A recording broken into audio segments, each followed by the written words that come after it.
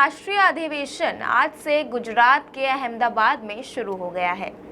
ऐतिहासिक साबरमती के किनारे आयोजित इस 2 दिवसीय अधिवेशन में देश भर से कांग्रेस के वरिष्ठ नेता और प्रतिनिधि शामिल हो रहे हैं।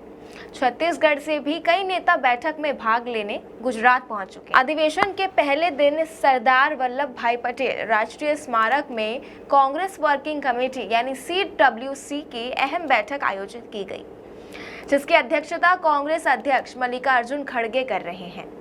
इस बैठक में ऑल इंडिया कांग्रेस कमेटी यानी AICC के करीब 262 प्रतिनिधि शामिल हुए हैं। बैठक में संगठन से जुड़े बड़े फैसलों पर चर्चा हो रही है, जिनमें जिला स्तर के नेताओं को अधिक अधिकार देने का प्रस्ताव भी शामिल है। खासकर संगठन को बूथ स्तर तक मजबूत करने के लिए जिला अध्यक्षों को स्वतंत्र निर्णय लेने की छूट दिए जाने पर विचार किया जा रहा है। बैठक के बाद शाम को साबरमती आश्रम में शांति और एकता का संदेश देने के लिए भजन प्रार्थना सभा आयोजित की जाएगी। यहाँ सभी नेता महात्मा गांधी को श्रद्धांजलि देंगे। कांग्रेस के राष्ट्रीय महासचिव संचार जयराम रमेश ने इस अधिवेशन को ऐतिहासिक बताते हुए कहा कि सरदार पटेल जी की 150वीं जयंती के अवसर पर ये योजना अहमदाबाद में होना एक महत्वपूर्ण संदेश है। उन्होंने सरदार पटेल, महात्मा गांधी और नेहरू के बीच के अटूट विश्वास, अटूट रिश्ते को याद करते हुए कहा कि आधुनिक भारत के निर्माण में इनका अमूल्य योगदान रहा है।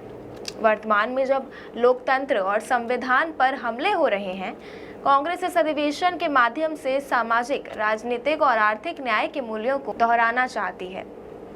राहुल गांधी पार्टी के संगठनात्मक ढांचे को मजबूत करने की रणनीति पर काम कर रहे हैं।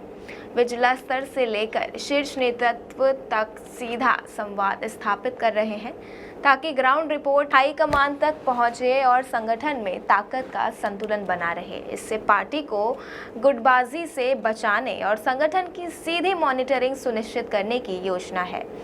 हालांकि इससे प्रदेश नेतृत्व की भूमिका कुछ हद तक सीमित हो सकती है। अधिवेशन के दौरान जिला अध्यक्षों को अधिकार दिए जाने पर अंतिम निर्णय लिया जाएगा। अब ये देखना दिलचस्प होगा कि इस अधिवेशन से कांग्रेस पार्टी में एक बार फिर हाईकमान कल्चर की वापसी होती है या केवल संगठन को मजबूत करने की दिशा में एक प्रयास है।